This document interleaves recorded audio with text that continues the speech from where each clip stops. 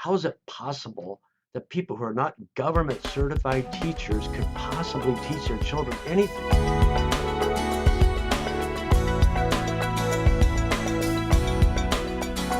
Homeschooled kids, like we talked about on Monday, across the board, overall, homeschool kids do really well. So talk about what your research really has taught you, what it tells us as, you know, the world of homeschooling. The first thing that happened in my research, and I want to mention, and I mentioned this to Yvette earlier, that I'm going to talk a lot about my research, but there are a lot of other people studying homeschooling now. There was a time when there were very, very few of us, and I knew all the names, basically, but now there are dozens, if not hundreds of people around the world studying Sure. homeschooling. So in the early days of the modern homeschool movement, we'll put that in context because homeschooling, is thousands of years old.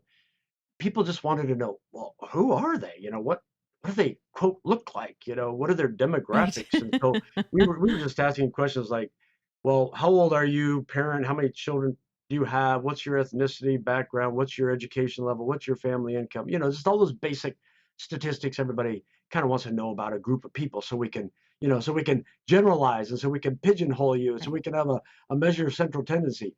So that was the first, phase of research. And way back in, 25, 30 years ago, it looked pretty like in America. I'm talking about United States, okay? It looked pretty much, I kind of like overall middle class-ish, overall disproportionately white Anglo, overall, maybe just a little bit more education level of the parents than the general public. Kind of like that.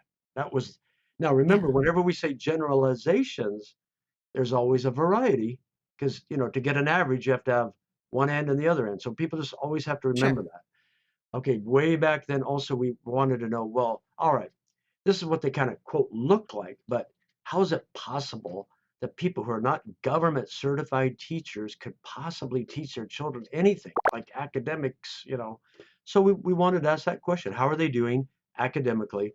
And even though we can have all kinds of debates about achievement tests, let's face it, people still use achievement tests in the public schools, in the private schools, and in some states, it's actually, by law, you're supposed to do that. So we started looking at academic achievement test scores, and right from the very get-go, we were finding that homeschool children on average were, 15 to 25 percentile points above the public school average, which is 50. And if you're not familiar with Wow. test scores, go study it. But 50th percentile is average. That doesn't mean 50% correct on a test. It just means if you're at the 50th, you did better than 50% of the kids, and you did worse than 50% of the kids, roughly, right Right. at the middle. So that's what we found. And others started finding the same thing. Now, as the research world kind of progressed, we wanted to have more sophisticated studies. But also, then people asked, as you know, Yvette, everybody kind of knows the S question. What Right. about Socialization. socialization? Everybody knows it. It's a big inside joke in the homeschool world. And so, yeah, well, what about that? Okay, so all for the last whatever 100 now 20 years, most kids have been institutionalized to be with same age peers plus or minus 11 months their age. So what's going to happen to them if they're not doing that all day? So a lot of researchers, I did much less of that kind of research. So I might have asked quantitative things like, what are the activities your children are involved in, how many per week, whatever. I asked kind of quantitative approaches to that. But Sure. others did other research like, well, what about self-concept, so self-esteem? What about actual behaviors, acting out too aggressively or not Mm. assertively enough? And all these different studies, fascinating studies.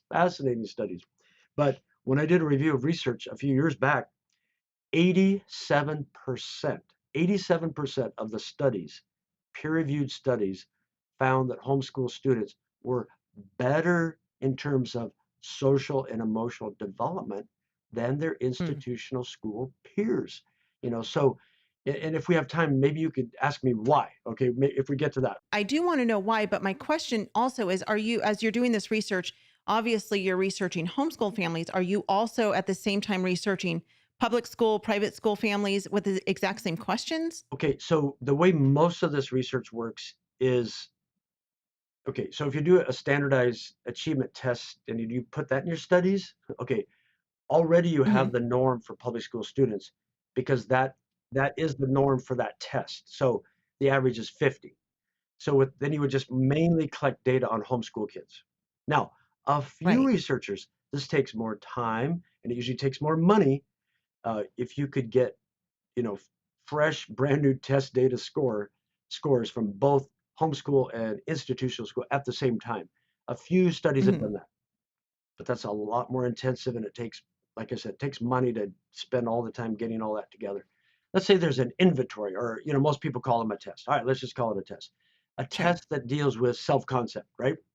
Well, already researchers have developed these tests, and they do what's called studies of validity and reliability on these tests. So they exist out there, and already mainly it's being used on public school children. So you have the scores Okay. and the norming group for those children. So now you pull in, Okay. let's say it's been normed for 9 to 12-year-olds. So now some researcher goes and gets a bunch of 9 to 12-year-old homeschool kids and gives them the same Right. inventory and compares them to that norm group. That's one way. Mhm. And the other way, just like an Gotcha. achievement, you could have live, brand new, fresh subjects in the study. It could be a group of Mhm. 25 homeschool children and 25 public school children and watch them, see how they interact, behave, play, don't Yeah. play, fight, all those things. I mean, it's kind of fun to be a researcher because you get to do all of that. So it's both. Yeah. It's preset scores from tests that have been developed already, and sometimes it's fresh, Okay. brand new data comparing the two groups live on the spot. Homeschool Insights is sponsored by CTC Math. If you're looking for a great online math program, visit ctcmath.com and try it for free. For more great homeschool inspiration and resources, listen to the Schoolhouse Rocked podcast every Monday, Wednesday, and Thursday.